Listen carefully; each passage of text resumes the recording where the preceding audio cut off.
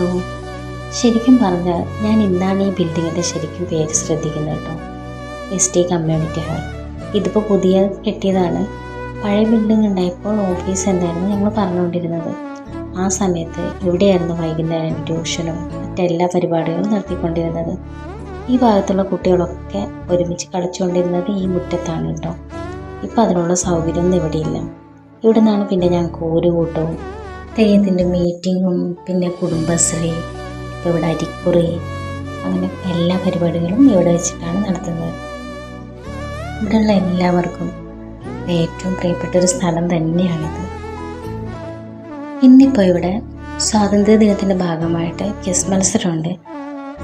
അപ്പം അതിനു വേണ്ടി വന്നവരാണ് ഇവരൊക്കെ.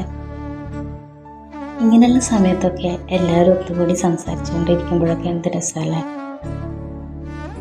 ഓരോ സെക്ഷനായിട്ട് രാവിലെ മുതലുണ്ടായിരുന്നു കേട്ടോ.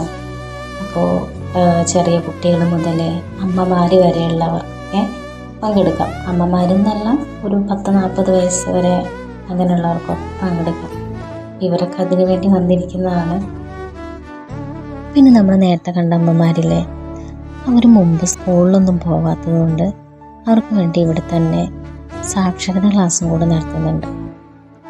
ഈ പ്രായത്തിലും പഠിക്കാനും ഇതുപോലത്തെ ഓരോരോ പരിപാടിയിലൊക്കെ കൂടുക എന്ന് പറഞ്ഞാൽ ഒരു നല്ല കാര്യം തന്നെയല്ലേ.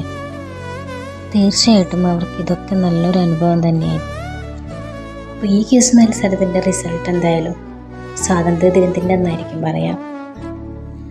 അപ്പോൾ ഇനി പുതിയൊരു വീഡിയോ ആയിട്ട് വരാം. ഇന്നത്തെ വീഡിയോ അത്രേ ഉള്ളൂ.